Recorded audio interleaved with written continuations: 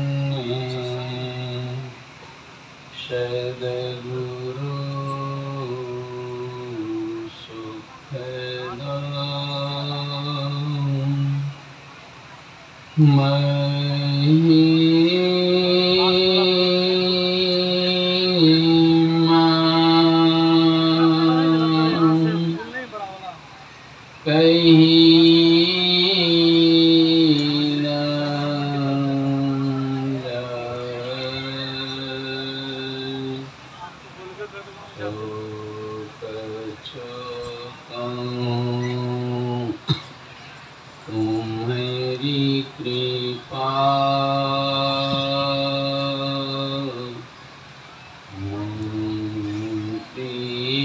कछु न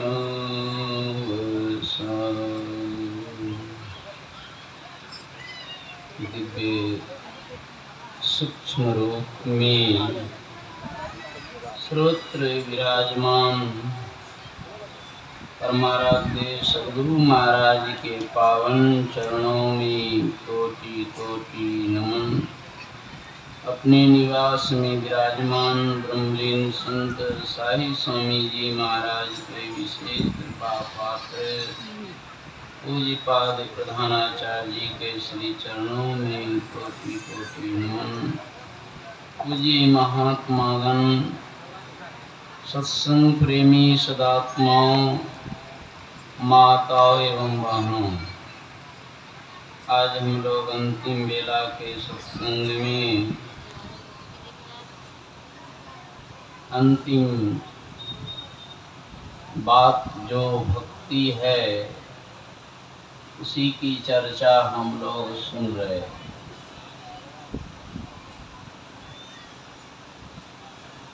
संत कबीर ने कहा, भक्ति बिना नहीं निस्तरै, लाख करे जो कोई।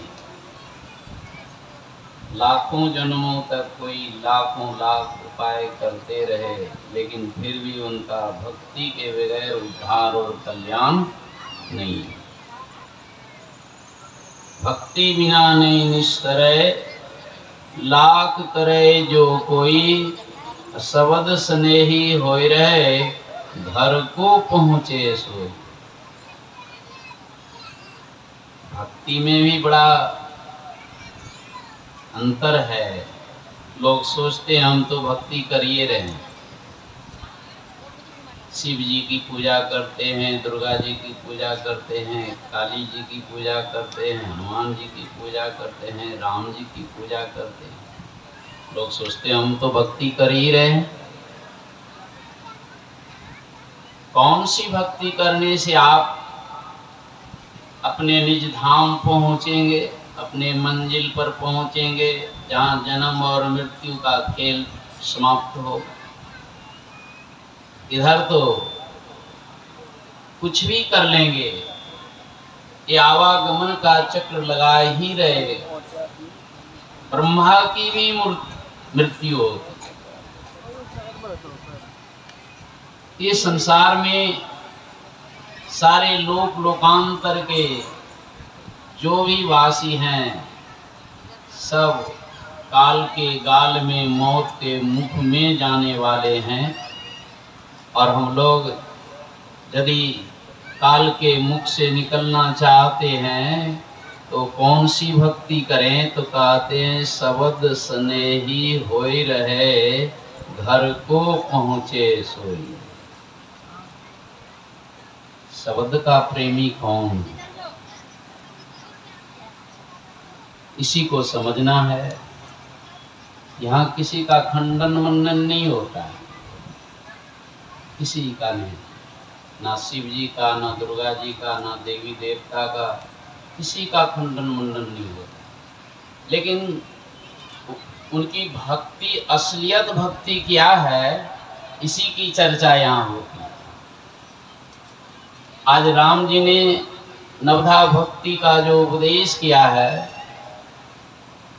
इसी में सारे इष्ट की भक्ति पूरी हो जाए। लेकिन भक्ति की शुरुआत राम जी कहते हैं, नवे धाम भगति काऊ तो ही पाए, सावधान सुनो धैर्य मैंने मान। सुनसान एकांत जंगल में सबरी कहते हैं राम जी के इंतजार में 14,000 वर्ष व्यतीत किए, क्योंकि उनके गुरु जी ने कहा था कि इस कुटिया में राम जी आएंगे और तुमको दर्शन देंगे। वही दर्शन मिल रहा है। और राम जी ने क्या कहा, आज मैं तुझे पाकर के 9 प्रकार के भक्ति का वर्णन करने जा रहा हूँ, तुम सावधान हो करके मेरी बातों को सुनो। प्रथम भगति संतन कर संगा, दूसरी रति मम कथा प्रसंगा, गुरुपद पंकज सेवा, तीसरी भगति अमान, चौथी भगति मम गुण गना, करे कपट तजिगान, मंत्र जाप मंगल विश्वासा, पंचम भजन सो वेद प्रकाशा।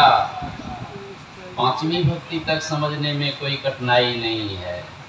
कठिनाई है 6ठी भक्ति में, जिसकी की चर्चा तक लोग नहीं करते हैं। 300 संप्रदाय हैं संपूर्ण दुनिया में, लेकिन इसकी चर्चा तक नहीं होती है। जिससे कि हमें शब्द मिलेगा, शब्द के प्रेमी बनेंगे, उसकी चर्चा भी सत्संग में नहीं होती है। छठ दमशील विरति बहु कर्मा, निरत निरंतर सज्जन धर्मा। ये 6ठी भक्ति में कहते हैं दम का साधन करना पड़ता है।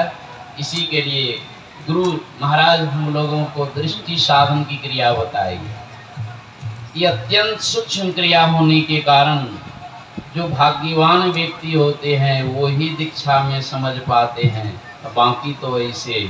हमारे संत शिशुसुर जी महाराज कहा करते थे, धेरे आजकल जो दीक्षा ले छो न तो 3 कोनों पर तिये रही है। 100 आदमी में 75 आदमी ऐसे ही दीक्षा तो ले लिए पर कुछ नहीं। क्यों भाई?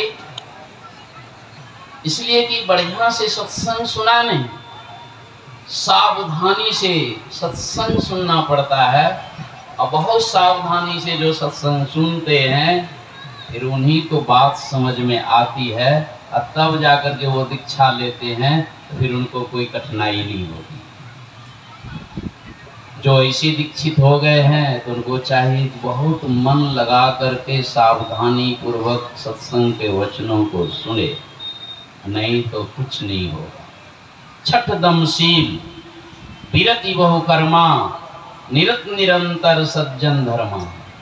ये दम, ये स्थूल क्रिया नहीं है, ये सूक्ष्म क्रिया है। सारी इंद्रियां जब आपके दमनशील हो जाएंगे, सारी इंद्रियां आपकी निग्रह में हो जाएंगे, तभी यह 6ठी भक्ति प्राप्त होगी। कोई भी इंद्रियां बहिर्मुख है, आप 6ठी भक्ति में आप कमजोर रहेंगे, आपको अंदर में भक्ति करने का दम नहीं रहेगा। ये दृष्टि साधन की क्रिया को जो अभ्यासी निरंतर अभ्यास करते करते दोनों दृष्टि की धारों को गुरु इंगित स्थान पर टिका देते हैं। एक अक्षर भी पढ़े लिखे नहीं हैं, उनको भक्ति की टीका पड़ जाती है। ऐसे तो माताएं लोग यहाँ बिंदी लगाते हैं। बिंदी क्यों लगाते हैं? ये दृष्टि साधन की क्रिया का एक प्रतीक है। यहाँ तो बाहर में रोज लगाते हैं, वो खोलते हैं, अंदर में जब दृष्टि टिक जाएगी वो बिंदी जो है सदैव के लिए स्थिर हो जाती है और उसी को वो शब्द मिलते हैं। शब्द बिना श्रुति आंधरी, कहो कहाँ को जाए, द्वार ना पावे शब्द का, फिर भटका खाए। यदि इतनी साधना नहीं कर पाएंगे आप कोई भी दुनिया में रहिए, आप अंधे हैं, आपको भटकना ही पड़ेगा, 84 लाख योनि में जाना ही पड़ेगा। इसलिए उस शब्द को प्राप्त करने के लिए फिर से दीक्षा लेनी पड़ती है। शब्द मंडल में सार शब्दुन, गुरुगम होकर धर लेना, जगत जेल को इसी युक्ति से सुन में ही तजना होगा। बोलिए श्री गुरुदेव शरणा।